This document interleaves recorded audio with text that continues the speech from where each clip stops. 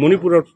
chief minister আহিল chief minister আমি এক হয়ে ফেক হাবিতা মণিপুরের চিফ মিনিস্টার পলিটিক্যাল মানুষ পলিটিক্যাল লাইনে কস্তায় তোরা ঠকি দেয় ওয়ান্তি হারুনা পিতে ঠকি দেয় ওয়ান আলতা আমি এক আমি দেতা না এবার তার ডাকা খেয়ে ওয়ান হাবি বেমানি দেতানো হাবি সুবি করে গেছি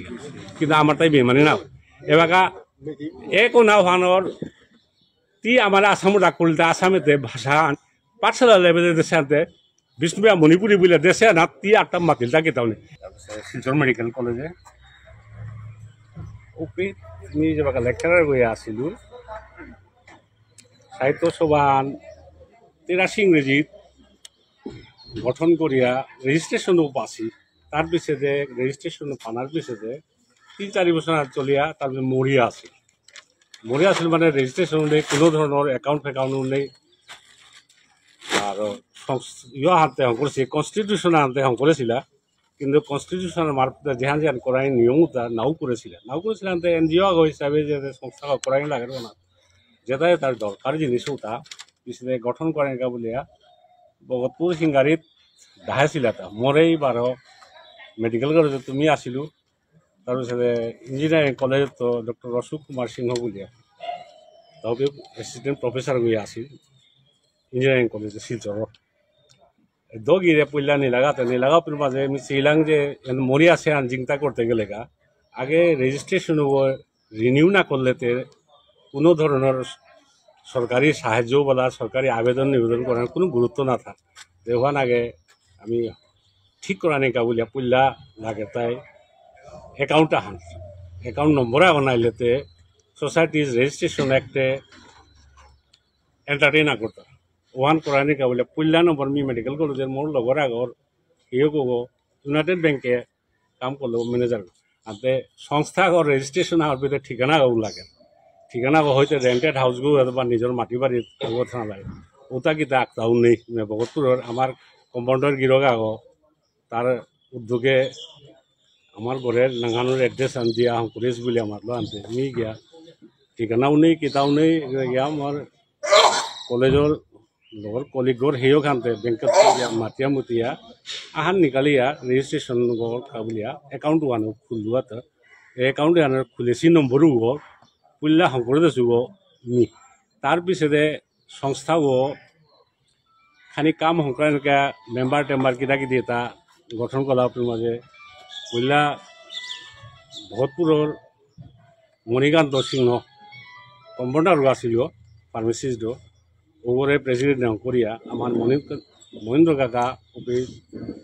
ওয়ার্কিং প্রেসিডেন্ট করিয়া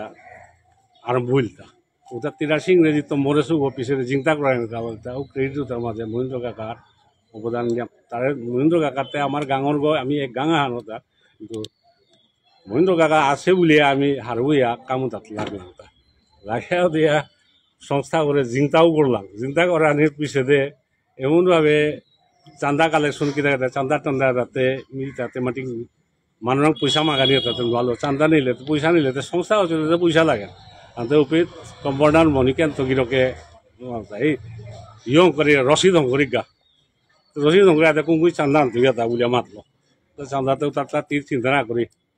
ওটা আমি করতাম জয়ন্তী প্রেস শিলচরে প্রিন্সিপাল দিদত্তর কাদাত অফিস আছে জয়ন্তী প্রেস উকিল ভর্তিত ওগত গিয়া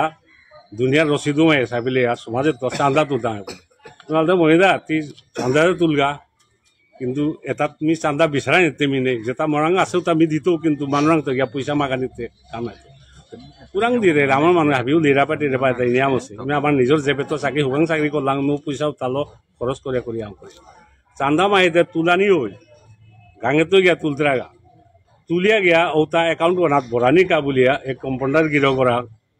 ভার ওয়ান দিলে তা পয়সা আনে তারাং গিয়া জমা পড়ে কিন্তু গিয়া আসলে পয়সাও তার জমা না আর গা পিছনে বছরের পিছে এনুয়াল কনফারেন্স আন করিয়া রিপোর্টও তা চার্টার অ্যাকাউন্টেন্ট দিয়া আমি দিগ্গা বলতে গা হা তুই পারা তাই মরে পয়সার হিসাব বিচার দেয় তা বলিয়া উল্টা আমার গজে কেস করল মোর গজে কেস করিল মহেন্দ্র কাকার গজে কেস করিলা অশোকর গজে কেস মনিদার গজেও কেস করে দিয়া আমারে 7-8 বছর মাঝে দিয়া পয়সা চাকরির পয়সা আনি পিলাও আনিও গেলগা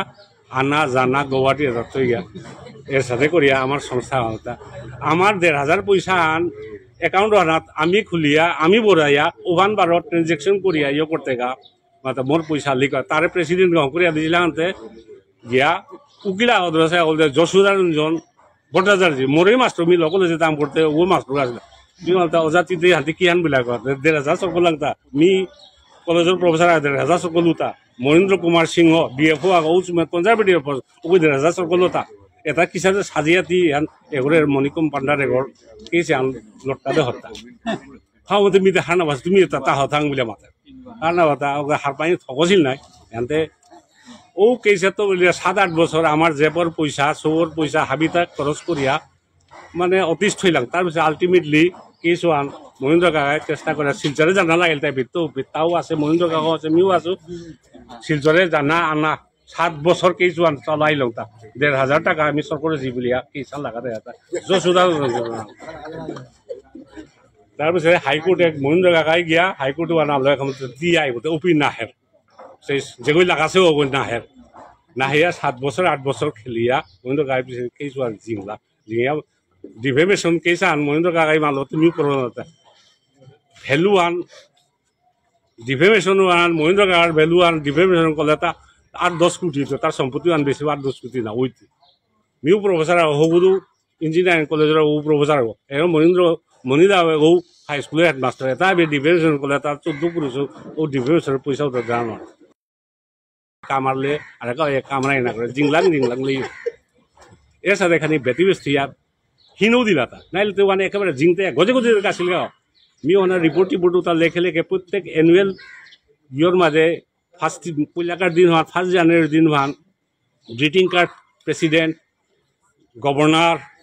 চিফ মিনিস্টার এতারাং চিঠিতে লেখিল ইনভাইটেশন কার্ড রাখেন আমি গ্রিটিং কার্ড আগে দিলা তানোর সিগনেচার লো রিপ্লাই আগে দিলা তা কে আর নারায়ণ রিপ্লাইটা স্যাংশন যদি কোথাও আছে এরে এসকে সিনহা গভর্নরও আছিল ওটাও আছে আমিও চেষ্টা করিয়া লিফলেট আনোর দেখি হং করিয়া বাহিরে প্রচার করলাম এটা আমি করার পিছে যে আমার 1,500 সরকার বলে যে ওই কেস করলে খালি নুইও না লাগে হিন্দিও দিলে তো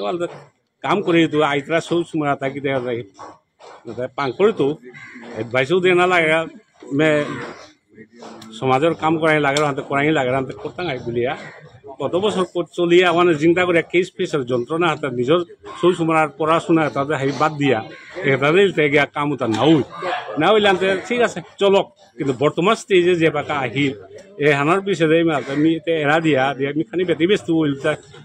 এগোদে নিয়ম পালা ইয়ে করিয়া রূপা পয়সাও খরচ সৌ সময় বোধও খানি পড়াশোনার বোধও নিয়ম মনোযোগ দেওয়া নোৱাৰিয়া হিন পেলো